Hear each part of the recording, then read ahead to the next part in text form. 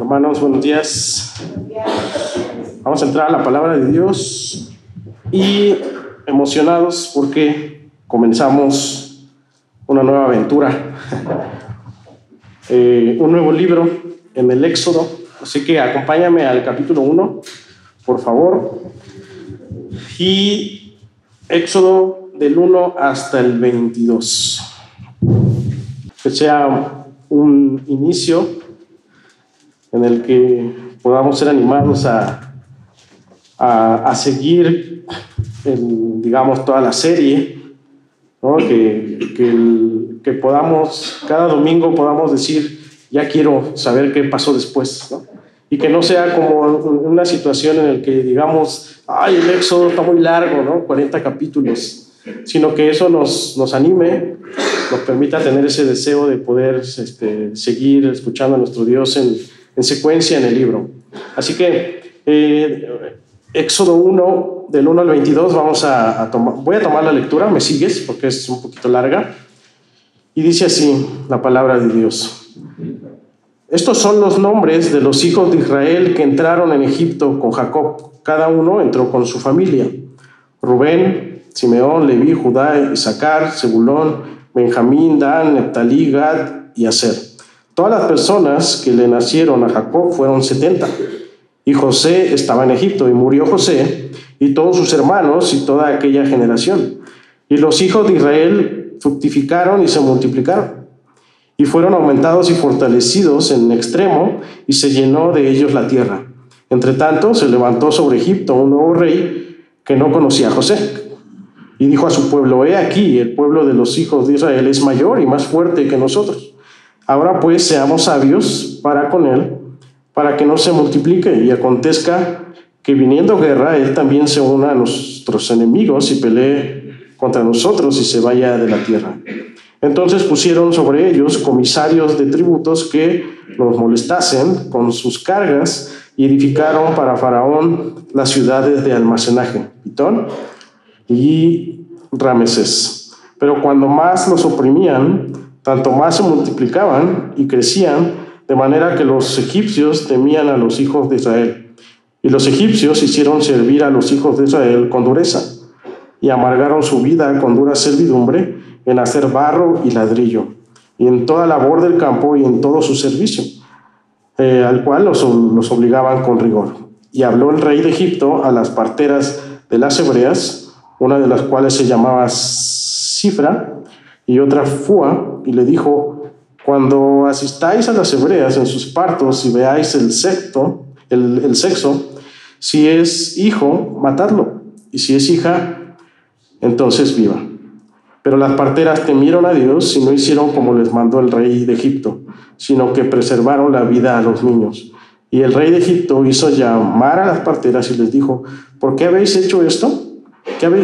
¿Que habéis preservado la vida a los niños? Y las parteras respondieron a Faraón: porque las mujeres hebreas no son como las egipcias, pues son robustas y dando a luz antes que la partera venga a ellas. Y Dios hizo bien a las parteras, y el pueblo se multiplicó y se fortaleció en gran manera. Y por haber las parteras temido a Dios, él prosperó sus familias. Entonces Faraón mandó a todo su pueblo diciendo: echad al río a todo hijo que nazca, y a toda hija preservar la vida. Oremos. Padre, gracias te damos, Señor, por esta mañana. Gracias porque nos permites iniciar este libro. Te pido, Señor, que tú nos des tu sabiduría, nos permitas comprender tu palabra, tus propósitos, tu plan, Señor. Que a la luz de este libro del Éxodo, en el cual vamos a ver muchas situaciones en las que se pone en duda tu santidad, lo que tú eres, Señor, que nosotros podamos, en tu espíritu, poder comprender el propósito del por qué cada situación, Señor. Y verte más, como decíamos hace rato, como tu palabra decía, verte más claro, verte en tu santidad, Señor. Ser asombrados, ser animados, ser confrontados, Señor, para vivir para tu gloria solamente, Señor. Ayúdanos en esta hora y danos este inicio de una manera gozosa y también de una manera responsable para lo que viene, Señor, en los próximos meses o quizá años, Señor, para poder cerrar este libro de la manera en que tú deseas. En el nombre de Jesús te damos gracias. Amén. Amén. Pueden tomar su lugar. Y titulamos este sermón como preservar a Cristo. Preservar a Cristo. Esto a razón del último versículo 22, que dice al final, dice entonces Faraón mandó a todo su pueblo, diciendo: echad al río a todo hijo que nazca y a toda hija preservad la vida. ¿No? Si te das cuenta, ahí pues primero comienza el capítulo. Si te das cuenta, vamos a ver todo el capítulo 1. Vemos que el escritor, que es Moisés, comienza a dar como un contexto de la entrada, ¿no?, de Israel al pueblo de Egipto, un contexto como breve de lo que sucedió en Génesis. Y me llama la atención porque cuando nosotros vemos cada situación de lo que pasa en el Antiguo Testamento, estamos hablando en estos momentos de casi 3.500 años, ¿no?, antes de Cristo, o sea, de que viniera Cristo.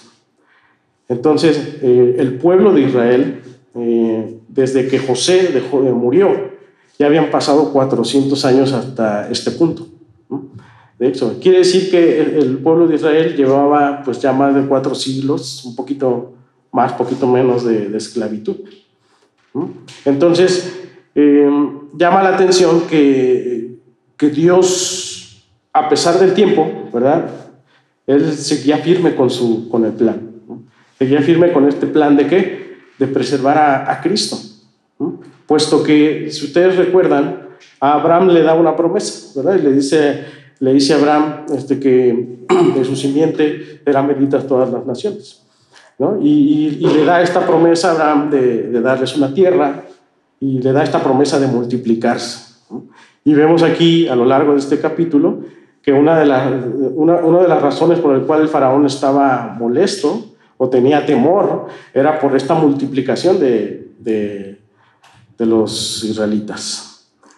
Y cuando hablamos de un plan, hablamos de que este plan se preserva hasta el más mínimo detalle. Cuando un arquitecto quiere hacer un edificio, hace los planos, y este plano se preserva, tiene que hacerse tal cual se ha establecido, tal cual se ha diseñado, ¿no es así? Y Dios ha diseñado un plan a lo largo de toda la historia y a lo largo de todo el tiempo que ha transcurrido, ¿no? Entonces, veíamos en discipulado que Dios estableció un plan y que a lo largo de la historia Él ha orquestado todo para llevar a cabo ese plan, para llevar a cabo sus propósitos eternos, ¿no?, más allá del tiempo, ¿no?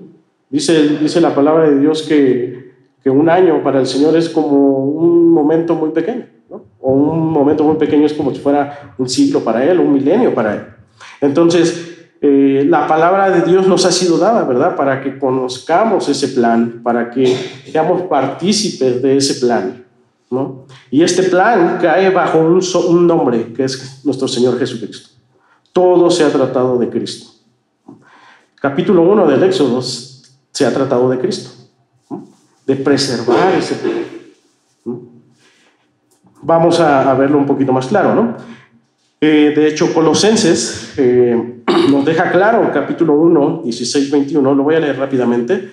Dice así el apóstol Pablo, dice: porque en Él, hablando de Cristo, en Él fueron creadas todas las cosas, ¿no? Es decir, Cristo es el contenido, Cristo es el propósito de todas las cosas. Dice: las que hay en los cielos y las que hay en la tierra, visibles e invisibles, sean tronos, sean dominios, sean principados, sean potestades, todo fue creado por medio de Él y para Él. Todo fue creado por medio de Él. Entonces, es decir, que Cristo es el medio de todas las cosas. Cristo es el propósito de todas las cosas y Cristo es la razón de todas las cosas.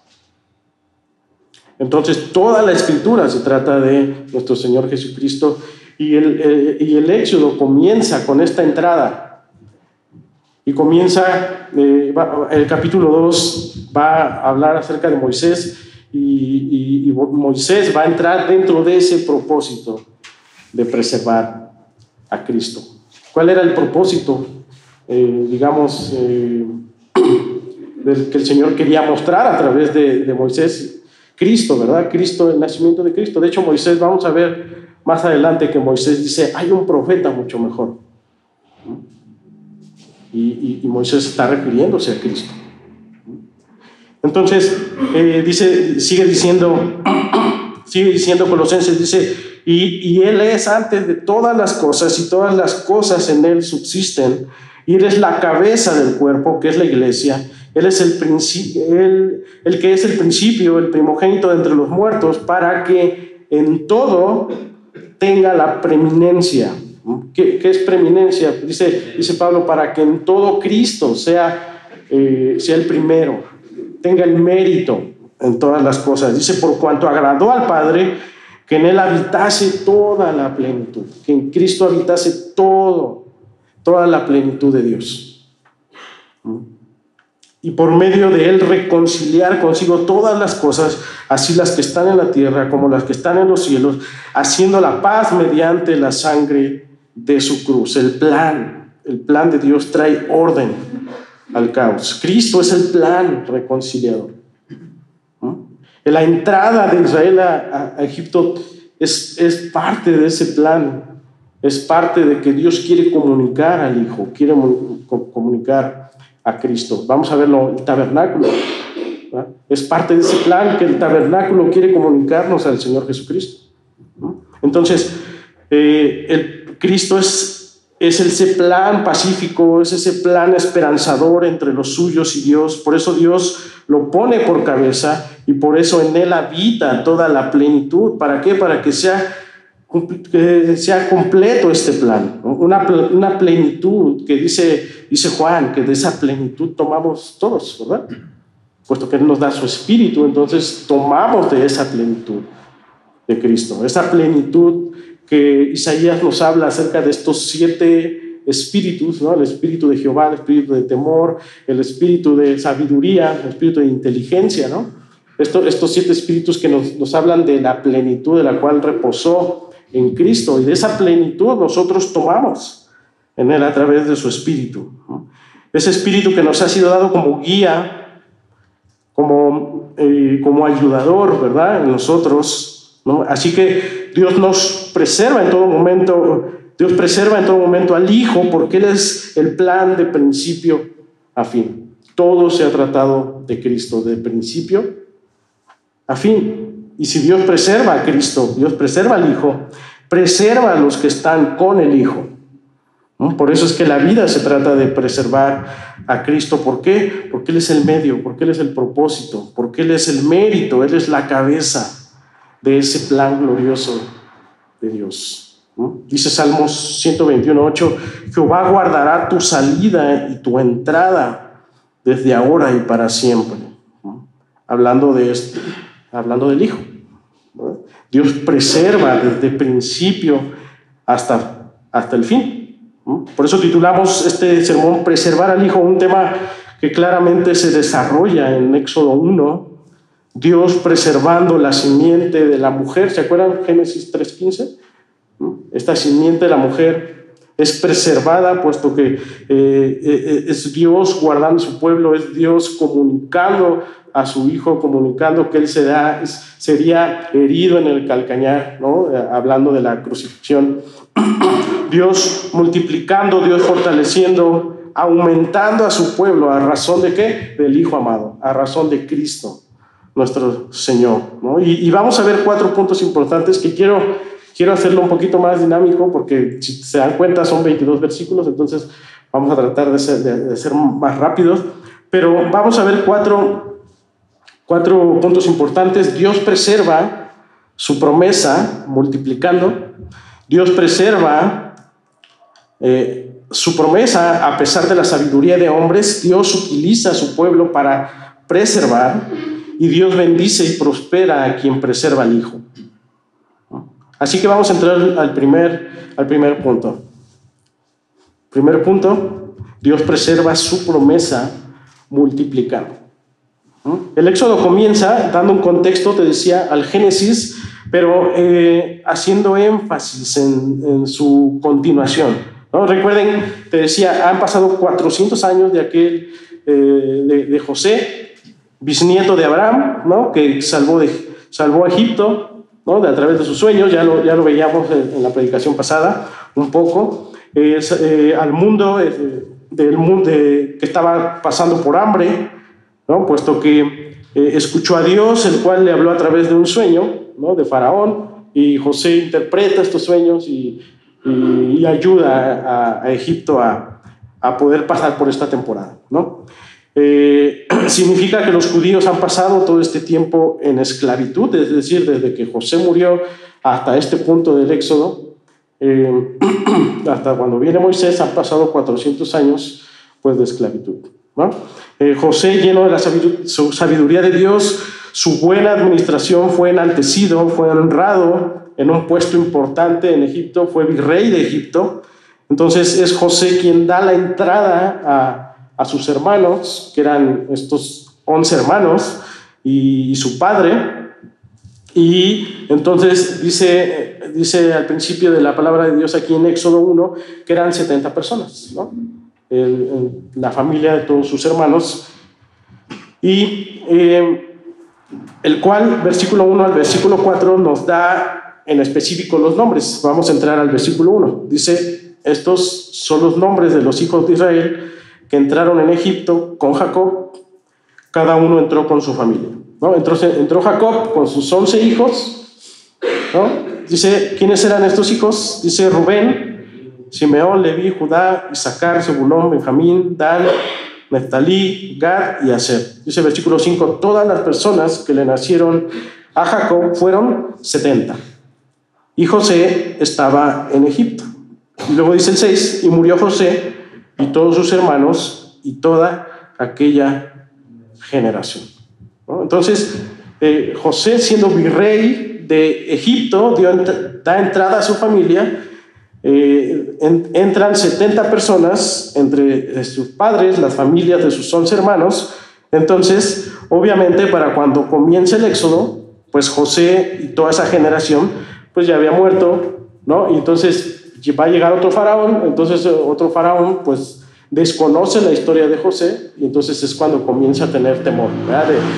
de Israel, puesto que se estaban multiplicando. Fíjate lo que dice el 7.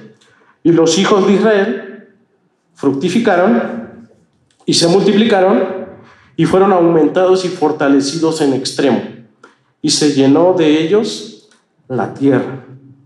Entonces, parece entonces de estos 70 que habían entrado 400 años antes, cuentan algunos historiadores que para este entonces, ya cuando está en este punto de Moisés, de 70 para el tiempo de Moisés, ya son más de 2 millones de personas, ¿no? O sea, más de 2 millones de israelitas. Es decir, hubo un crecimiento exponencial. Por eso dice versículo 7 que se multiplicaron, aumentaron, fructificaron, se fortalecieron en extremo y se llenó de ellos la tierra, ¿no? Entonces, esta descendencia no era solo un aumento de Israel, o sea, estos 2 millones de personas ya se hablaba de una nación, ¿no? O sea, ya de un número muy considerable, ¿no? Es más, se decía que eran más que los propios egipcios, ¿no? En ese entonces. Entonces, la promesa que Dios le había dado a Abraham le estaba dando forma a estos inicios del Éxodo, ¿no? Génesis 22:18, vemos aquí la promesa que Dios le hace a Abraham, y dice, en tu simiente serán benditas todas las naciones de la tierra por cuanto obedeciste mi voz. Dios está permitiendo esta multiplicación en estos momentos, ¿a razón de qué? De cuidar, ¿verdad? A razón de preservar, ¿qué? La simiente ¿de qué? De Abraham. Y la simiente de Abraham es Cristo, ¿verdad? ¿Por qué la simiente de Abraham es Cristo? Porque de Abraham viene Cristo, de toda la descendencia. ¿Y cuál la bendición de todas las naciones? Es Cristo mismo, la fe en Él que hace que nos sea contada, ¿verdad? Por justicia. Vamos rápidamente a Gálatas 3, 26, 29. Quiero leerlo rápidamente para no atorarnos un poco. Y dice: pero venida la fe, ya no estamos bajo ayo, pues todos sois hijos de Dios por la fe en Cristo Jesús. Porque todos los que habéis sido bautizados en Cristo, de Cristo estáis revestidos. Ya no hay judío ni griego, no hay esclavo ni libre, no hay varón ni mujer, porque todos vosotros sois uno en Cristo Jesús. Y si vosotros sois de Cristo, ciertamente el linaje de Abraham sois, y herederos según la promesa. Herederos, ¿cuál promesa? Génesis 22, 18, ¿no? Serán benditas todas las naciones en la simiente ¿de quién? De Abraham. Y a Abraham su fe le fue contada por justicia. Entonces, todos los que estamos en Cristo, entonces ciertamente el linaje de Abraham somos, ¿verdad? Dice, y herederos según la promesa, ¿no? Es nuestro padre Abraham, cantamos eso. ¿Por qué? Porque él creyó y esa fe le fue contada por justicia. La misma fe que Abraham tuvo es la misma fe que nosotros tenemos ahora, solamente que Abraham estaba creyendo a futuro, ¿verdad? Porque se le revela que bajo su simiente serán benditas todas las naciones, y ahora nosotros creemos de alguna manera en pasado por lo que Cristo hizo por nosotros, la fe en Cristo. Entonces, cuando Dios le da la promesa a Abraham de esta bendición, ¿no?, que incluye esta multiplicación, ¿verdad? Estábamos incluidos, ¿verdad? Porque la promesa a corto plazo era expandir, era multiplicar a Israel para cuidar la simiente por la cual Cristo venía. Para que así la promesa a largo plazo sería a todas las naciones a tener la fe en Cristo, ser una unidad en Cristo y entonces ser partícipes de esa unidad con Cristo, ¿no? Por eso Abraham, te decía, es padre de la fe, porque esa misma fe es la misma fe que nosotros tenemos, ¿no? Entonces Dios seguirá preservando su promesa. Dios seguirá multiplicando, guardando, fortaleciendo. ¿A quién? ¿A razón de qué? A razón de Cristo. Que Cristo sea multiplicado. ¿Por qué el Señor, dice Pedro, por qué el Señor no ha venido pronto? Porque Él sigue multiplicando, ¿verdad? Porque Él quiere que su evangelio todavía sea predicado para otros. Porque si fuera por el Señor ya nos hubiera fulminado en estos momentos, ¿verdad? Por nuestro pecado. Pero Él desea que Cristo siga multiplicándose, Cristo siga siendo dado a conocer a otros. Entonces, decimos aquí que Dios preserva al Hijo, a Cristo, multiplicando, fructificando, aumentando a los suyos en la fe para darlo a conocer, para dar a conocer el plan desde antes de la fundación del mundo que ya estaba trazado, para que su evangelio de poder pueda hacer lo que solamente puede hacer a través de Dios, salvar, que tenga alcance de tal manera que Él sea conocido en sus propósitos, que sea conocido como el medio, la razón de todas las cosas, como lo dice Colosenses.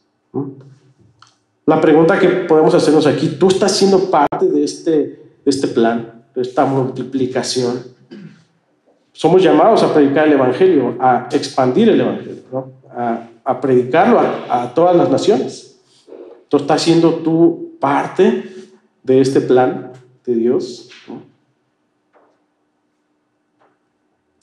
¿Estás siendo parte tú de este propósito del Señor? Dios preserva a pesar de la sabiduría de los hombres y utiliza a su pueblo como medio para llevar a cabo su propósito, ¿no? Dice el versículo 8, si me acompañas, dice: entre tanto se levantó sobre Egipto un nuevo rey que no conocía a José y dijo a su pueblo. Aquí vamos a hacer una pausa.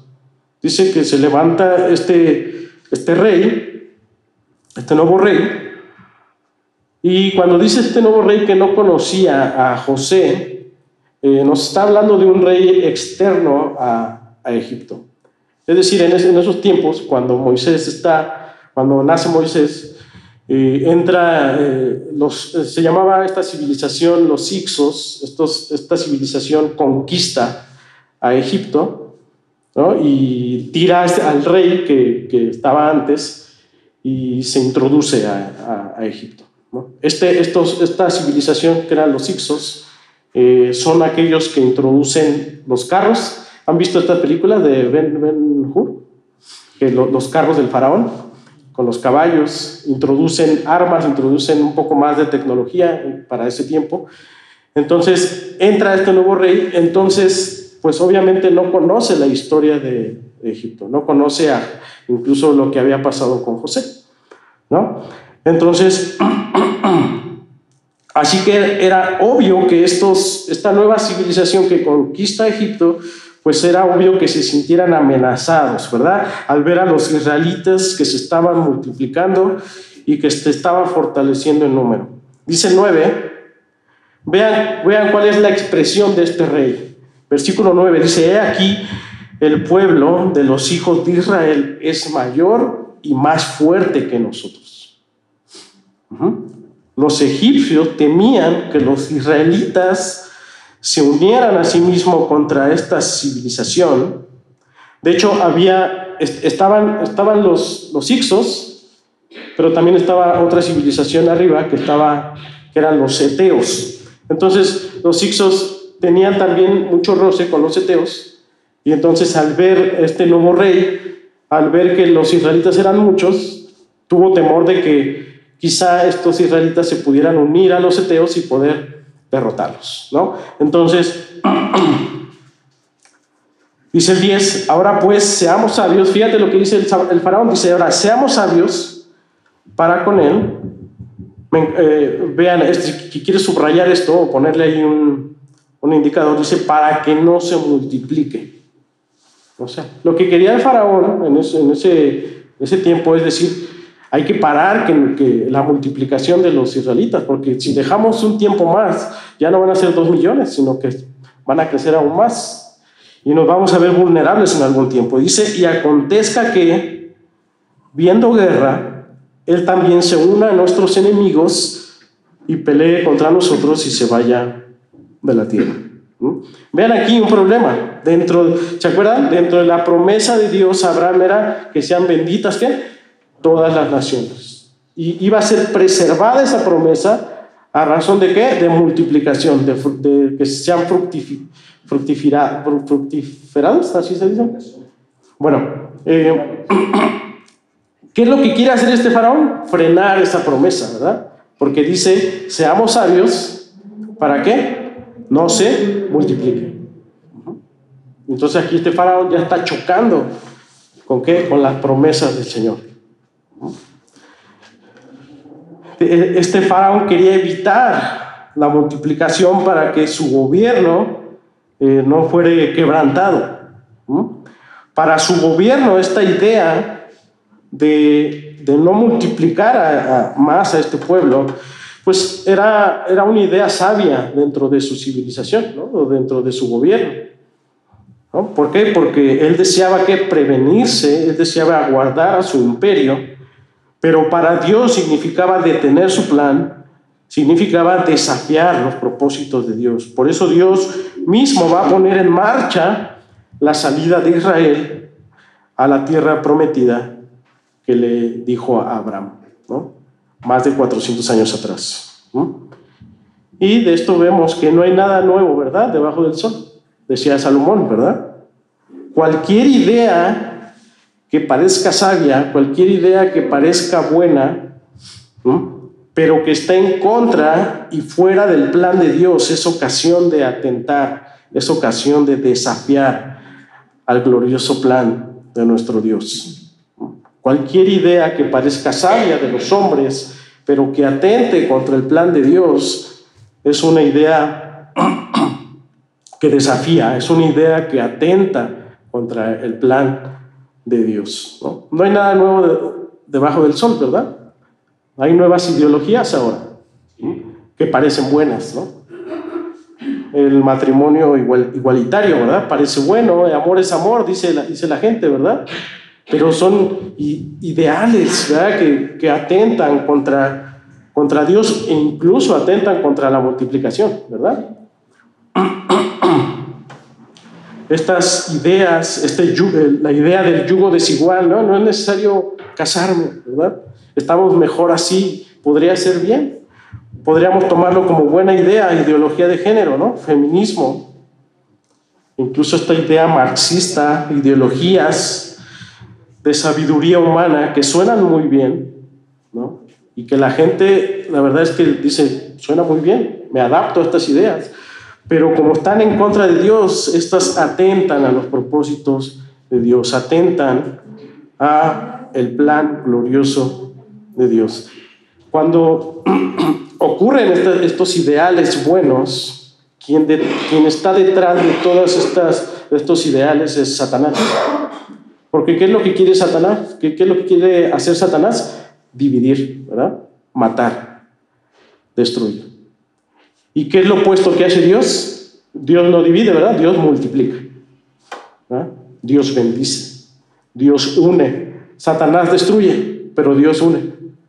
Satanás divide, pero Dios multiplica. Entonces, todas estas ideas buenas, entre comillas, que dividen, destruyen familias, ¿verdad?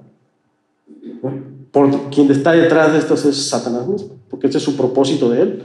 Mas el propósito de Dios es multiplicar para preservar, para traer bendición, para tener fruto en él.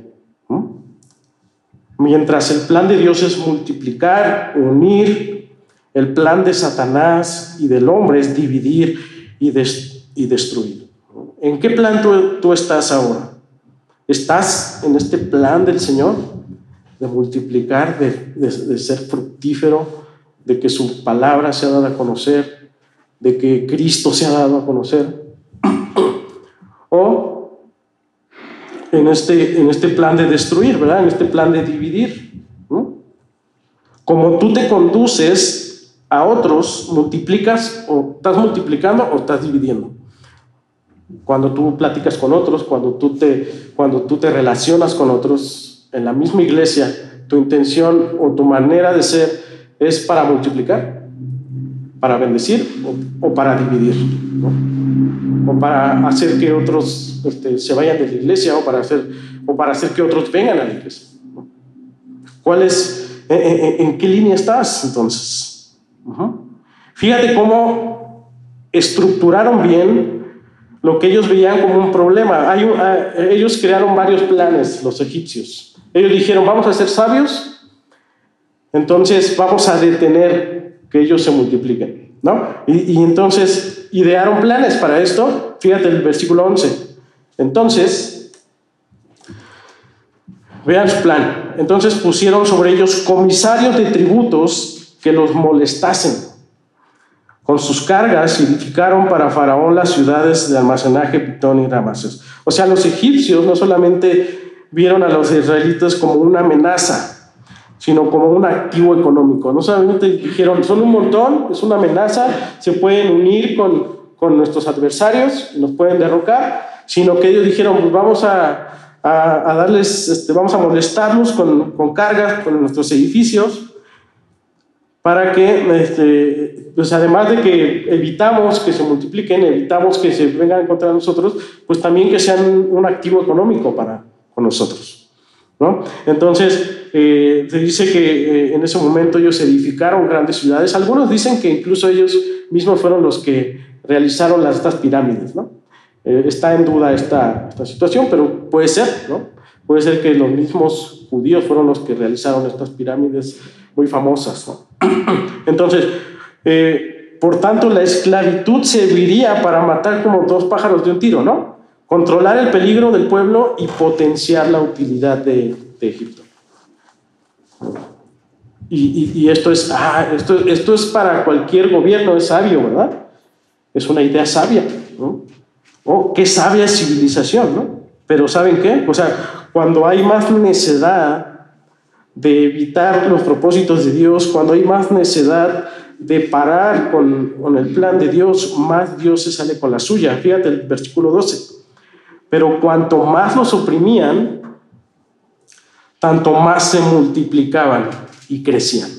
Tanto más los oprimían, ¿verdad? Ellos decían, esto es algo sabio, el poder ponerle nuestras cargas, ¿no? El que sean un activo económico, pero entre más los oprimían, dice aquí que más que se multiplicaban y crecían, ¿no? De manera que los egipcios temían a los hijos de Israel, ¿no? Decía, yo me imagino al faraón, lo estamos oprimiendo y están creciendo aún más, ¿no? Pero no es que se trataba de ellos, se trataba de Dios, del plan de Dios, ¿verdad? De multiplicar.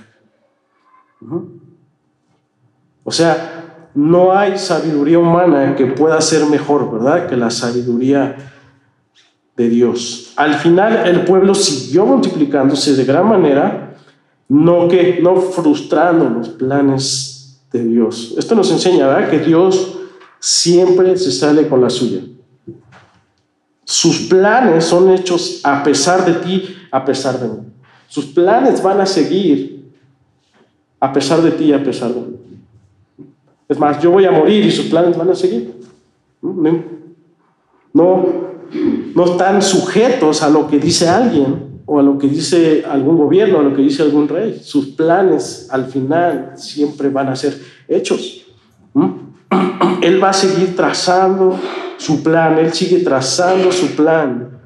¿Qué nos hace pensar, verdad?, que somos indispensables, ¿no? Yo no veo al Señor en su trono, yo no veo al Señor sentado en su trono esperando, ¿verdad?, a que ya creas en Él, ¿no? Como diciendo, está en su trono y a ver a qué horas este va a creer en mí. Yo no veo a un Dios así, ¿verdad? Yo veo a un Dios trabajando en su plan. Yo veo un Dios enfocado en su plan glorioso. No vemos a un Dios diciéndote, a ver a qué horas ya te congregas, ¿no? Voy a esperarme aquí a ver si ya te congregas, o a ver si ya te discipulas, o a ver si ya cumples con mi plan, ¿no? Dios sigue trabajando en su plan. Él está activo en su plan. Él está sentado en su trono, gobernando con poder y utilizando a los suyos como medio para ejecutar esos planes. Vean el segundo plan. O sea, el primer plan dijo vamos a darles cargas, vamos a oprimirlos, pero ellos seguían multiplicándose, ¿no? Segundo plan, versículo 13. Y los egipcios hicieron servir a los hijos de Israel con dureza y amargaron su vida con dura servidumbre, en hacer barro y ladrillo y en toda labor del campo y en todo su servicio, al cual los obligaban con rigor. O sea, a pesar de eso, Dios seguía con ese plan de guardar, multiplicar al pueblo a razón del Hijo. La esclavitud, dice aquí que ellos fueron esclavizados aún más con dureza. Les hicieron que ellos tuvieran una vida amarga y los obligaron a servir a Egipto, ¿no? Y esto sería un detonante del Señor para liberar a su pueblo, ¿no? Porque en el capítulo 2 viene la esperanza, ¿no?, el nacimiento de Moisés. Esto sería un detonante para seguir preservando a su hijo, para mostrar el poder soberano de Dios ante esta nación terrenal. Dios utiliza a Egipto para que su pueblo se multiplicara por más de 400 años, pero también utilizó esta esclavitud para darles salida y darles una nueva tierra, darles esperanza. Y así es el Señor, ¿verdad? Ya lo ha dicho Pedro, ya lo ha dicho Pablo, ¿no?, que Él nos permite pasar por estas situaciones de desierto, ¿verdad?, por estas situaciones de opresión, estas situaciones de amargura, para enseñarnos que hay una salida y que la salida es ¿quién? El Señor mismo. La salida es Cristo, porque todo se ha tratado de Cristo. O sea, en cualquier situación que tú te encuentres de amargura, el Señor siempre nos dice, la salida está en Cristo. porque todo se ha tratado de Él. Mi plan se ha tratado de Él, de que tú creas en Él, confías en Él, permanezcas en Él, tengas la esperanza solamente en Él. Por eso, si te decía, si Dios nos permite o permite que nos pasen cosas duras, te permita pasar tiempos de servidumbre, no es porque Él se ha olvidado de ti. Los israelitas quizá todos estos 400 años dijeron, ¿dónde está el Señor? No es que Él se ha olvidado de ti. Al contrario, es para mostrarte que Él ha estado contigo todo el tiempo y que desea que vivas conforme a su plan, a su diseño.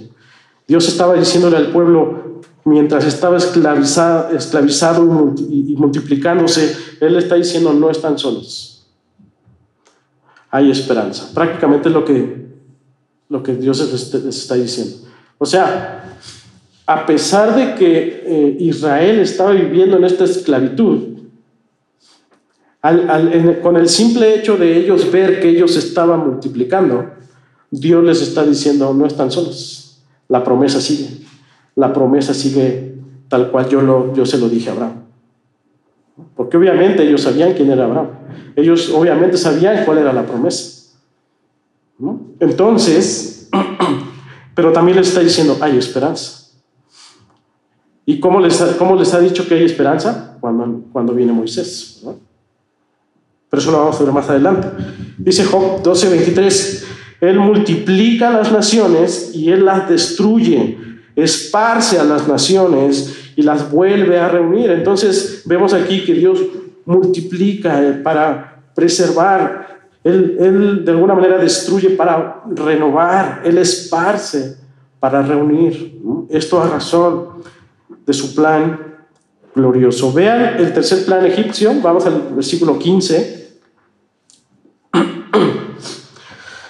Del 15 hasta el 16 dice, y habló el rey de Egipto a las parteras.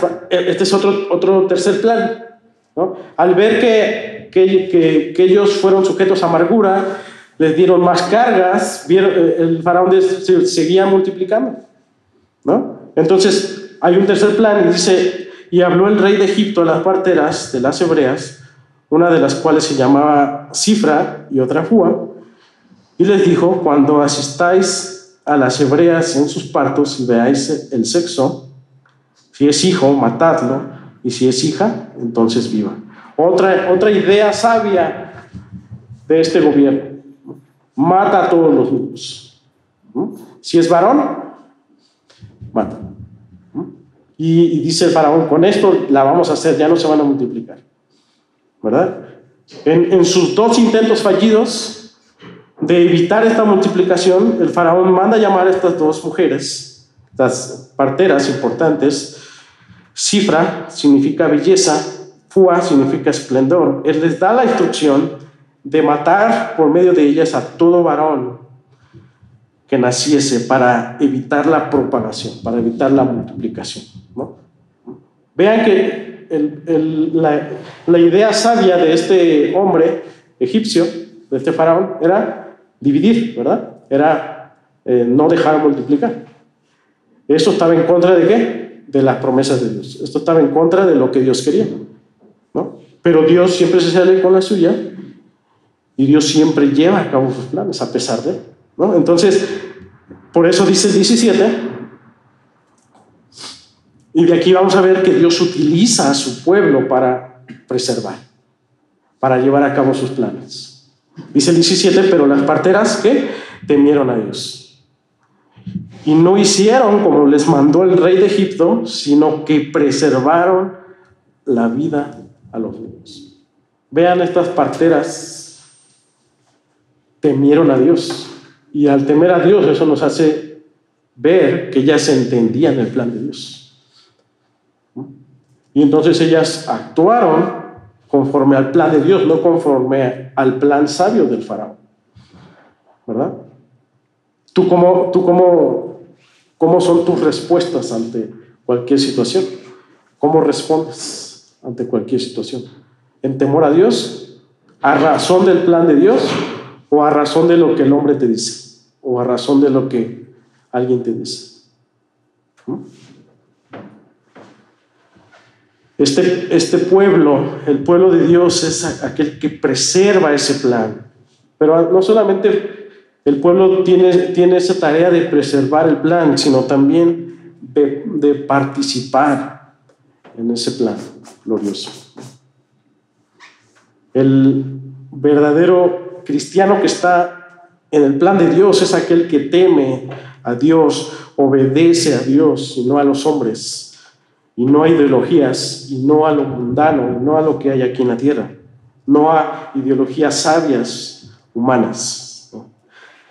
El común denominador de los mártires es que ellos no preservaron su vida, ¿verdad? Ellos preservaron a Cristo. No les importó sus vidas por preservar el plan de Cristo, ¿no? Muchos de ellos, de estos mártires, eran aquellos que se iban a los desiertos a estudiar las Escrituras, ¿no? Se iban solos. Entonces, cuando escuchaban que había una persecución, ellos iban a ese lugar aún más a predicar el Evangelio. Entonces, no les importaba su propia vida con tal de preservar ese plan, con tal de dar a conocer a Cristo. ¿Tú eres así? ¿No te importa cualquier cosa de lo que suceda? Tú predicas a Cristo, tú muestras a Cristo, tú hablas de Cristo, tú obedeces a Cristo, temes a Dios, tú obedeces lo que Dios te llama a hacer. O estás sujeto a lo que dice alguien más, o estás sujeto a la cultura, o estás sujeto a las ideologías. Es para que nosotros reflexionemos en esto. Entonces, en Hechos vemos a Esteban prácticamente. Esteban está predicando a Cristo y las piedras le están lloviendo, ¿eh? A Esteban lo están apedreando. Entonces dice Esteban: yo vi algo que se abrió y vi al Señor sentado en su trono. ¿Y cuántos se convirtieron en la predicación de Esteban? Ninguno, ¿eh? Ninguno se convirtió. Pero eso fue un detonante ¿para quién? Para Pablo, ¿verdad? Porque se dice que Pablo fue el último que le dio el tiro de gracia a Esteban, ¿no? Pero fue un detonante porque Pablo después habla acerca de Esteban, ¿verdad? Dice: yo perseguí a la iglesia. Vean cómo Esteban, ¿verdad? Esteban, dentro de ese plan, no importando su vida, no importando lo que le pudiera pasar, él preservando el plan, él predicando a Cristo, él comunicando la esperanza en Cristo. Y cómo eso tiene fruto hacia los demás, ¿no? Tú podrás decir: es que yo les hablo y no me hacen caso, ¿no? No quieren creer. Pero es que no somos nosotros, es el Señor en nosotros. Y Él va a hacer su propósito, Él va a establecer su gracia, ¿no? Quizá a lo mejor no se convierta, pero dejaste la semilla, ¿no?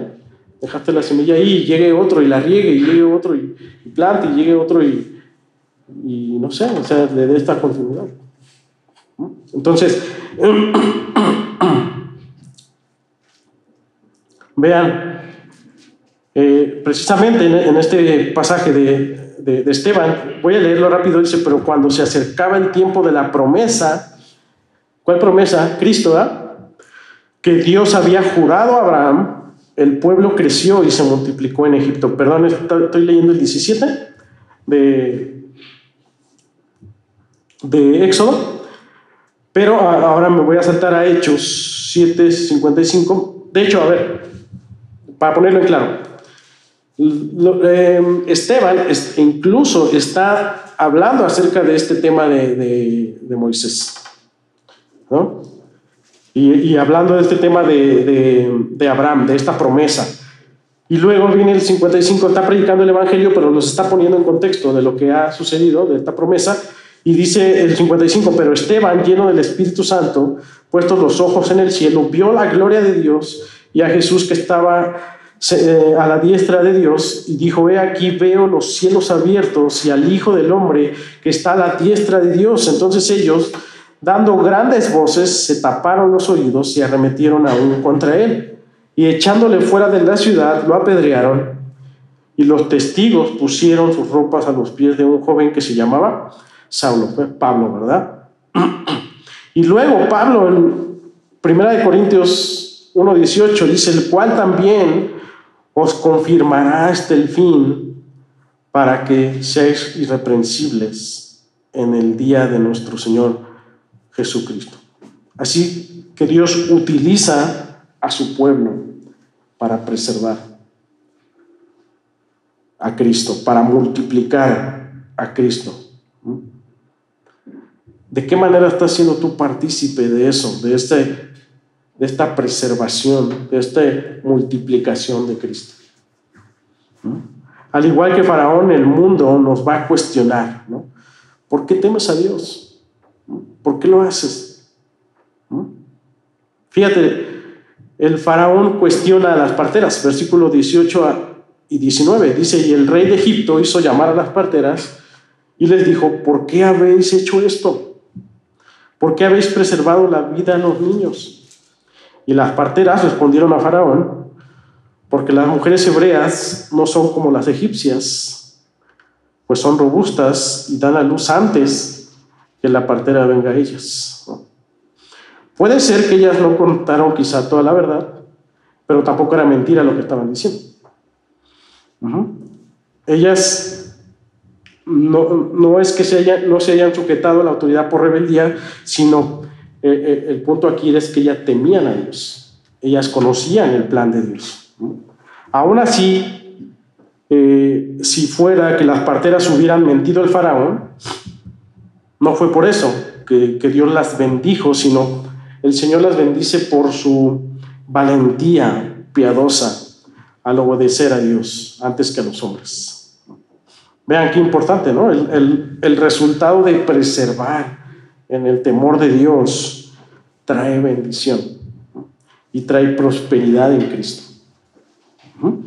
El resultado de preservar el plan, el resultado de multiplicar a Cristo, el resultado de obedecer a Dios en ese temor es la bendición y la prosperidad en Cristo. ¿Por qué? Porque dice el 20, y Dios hizo bien a las parteras. ¿Y el pueblo qué? Se multiplicó y se fortaleció en gran manera. ¿Ves cómo cuando tú estás en el plan de Dios, cuando tú estás temiendo a Dios, estás obedeciendo? Al mismo tiempo está el plan de Dios obrando en esta multiplicación, está Cristo dándose a conocer, ¿no?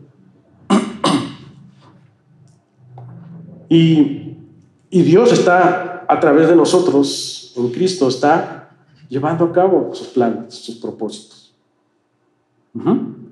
Vean el cuarto plan egipcio, versículo 22.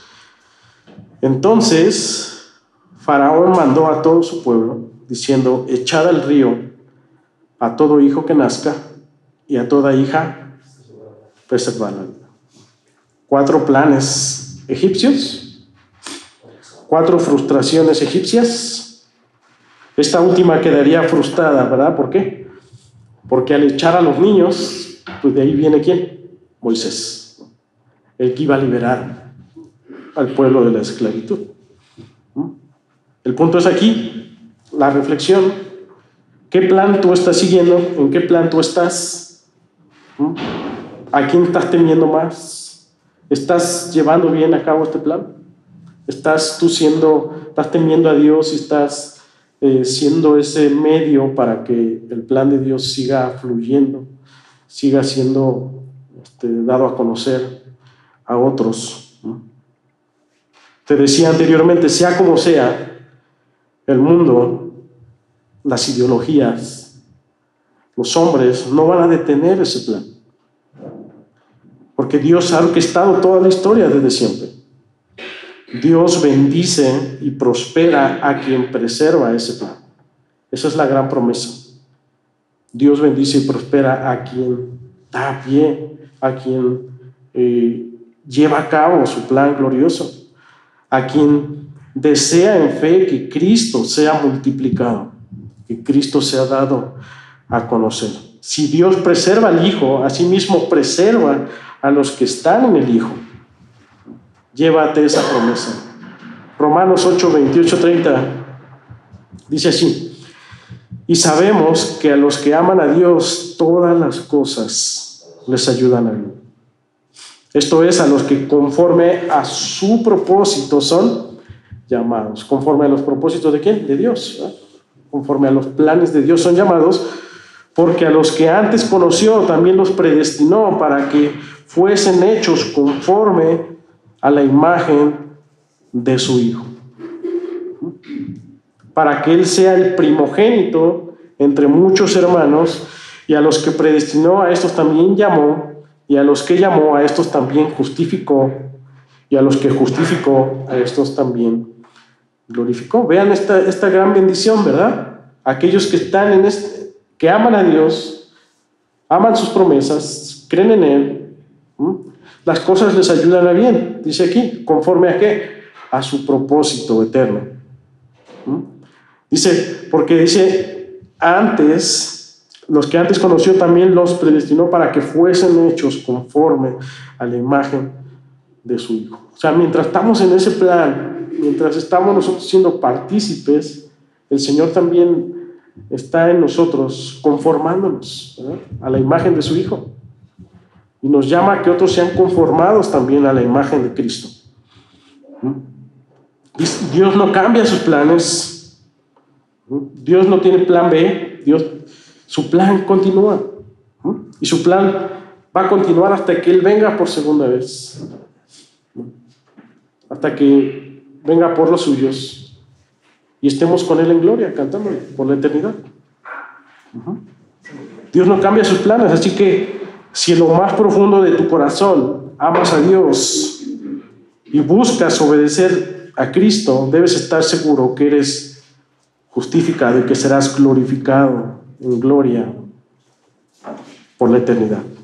Salmos 37, 28 dice: porque el Señor ama la justicia y no abandona a sus santos. Ellos son preservados para siempre, pero la descendencia de los impíos será exterminada. Los suyos, ellos son preservados para siempre, pero la descendencia de los impíos será exterminada.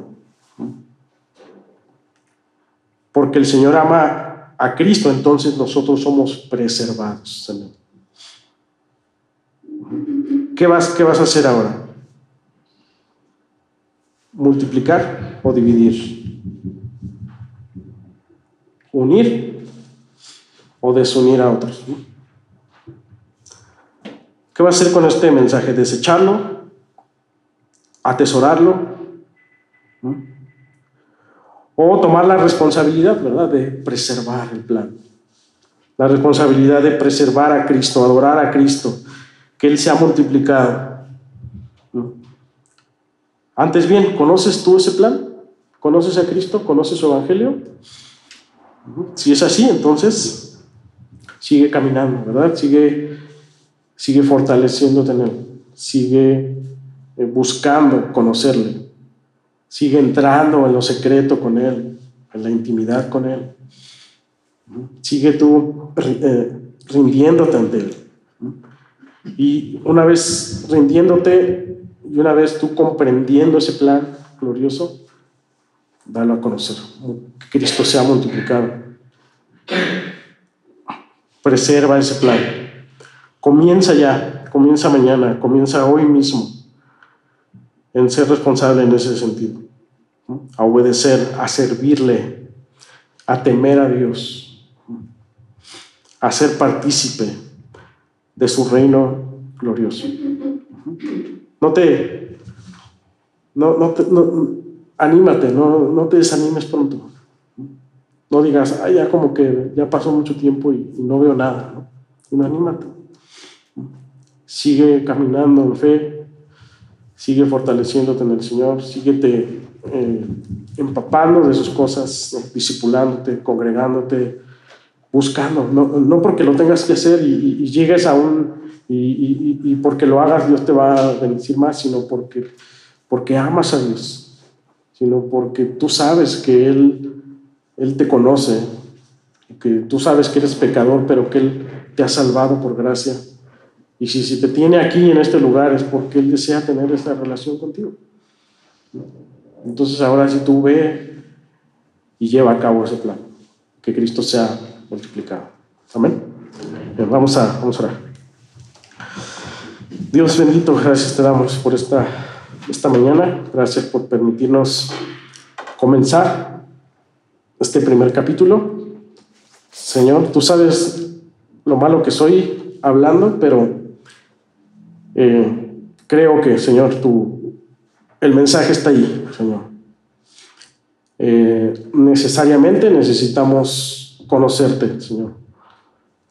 Conocer lo que tú has hecho, conocer que tú eres santo, que tú orquestas la historia, que todo lo que tú has hecho, Señor, es a razón de tu Hijo amado, que todo tiene propósito en Él, el medio de todas las cosas es Él y la razón de todas las cosas es Él mismo. Que tú nos ayudes a entender eso, Señor. Podamos ver a Cristo como nuestra cabeza, como el primogénito de entre hermanos. Y que al ser asombrados de eso podamos nosotros entender este plan glorioso que tú tienes, Señor. Primero de crearnos, después de anunciarnos a Cristo y después de darnos a Cristo. Y el que haya vivido con nosotros, Señor, en esta tierra, y el que haya muerto por nosotros, por nuestros pecados, que haya resucitado, ascendido, y que vendrá, Señor, por segunda vez por los suyos y que estaremos con Él en su gloria, Señor.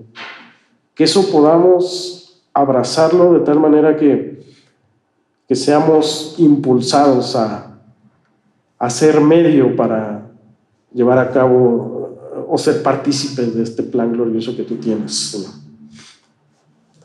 Ayúdanos, Señor, a ser responsables. Ayúdanos a que tu Espíritu, Señor, nos permita verte mejor, entenderte, y que el resultado de eso sea la obediencia a ti en todos los sentidos, Señor. Señor, ayúdanos, Señor, tú sé con cada uno de nosotros. Señor, permítenos comprender bien ese plan para darlo a conocer, para que Cristo sea multiplicado. Tú sigues multiplicando, Señor. Tú has extendido estos días para que procedan los tuyos al arrepentimiento, Señor. Y si tú no nos has exterminado ahora, si tú no has venido pronto, Señor, entonces, Señor, eso es señal de que debemos continuar, debemos seguir obedeciendo a lo que tú nos llamas a hacer. Predicar el Evangelio, comprender tu plan, Señor, seguir conociéndote, etc. Así que ayúdanos, Señor. Gracias por este tiempo. Te damos toda la gloria, Señor, y la honra en el nombre de Jesús. Amén. Amén.